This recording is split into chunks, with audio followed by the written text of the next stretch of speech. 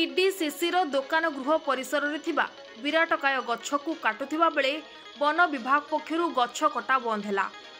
प्रधानमंत्री मोदी आह्वान क्रमे माँ पई गछटीए कार्यक्रम सारा देश में चालू रही बेले गजपति जिला रायगढ़ सदर महकुमार टीडीसीसी दोकान गृह परिसर में विराटकाय गछ को 2 दिन धरी कटा जाउथिबा देखा मिली।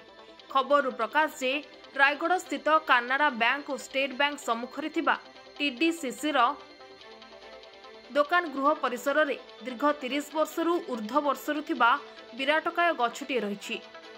सही जगार भड़ारे घर करी रहुथिबा किछि लोक उक्त गछ को बिना अनुमति रे लोक लगाई काटुथिबा देखा मिलता।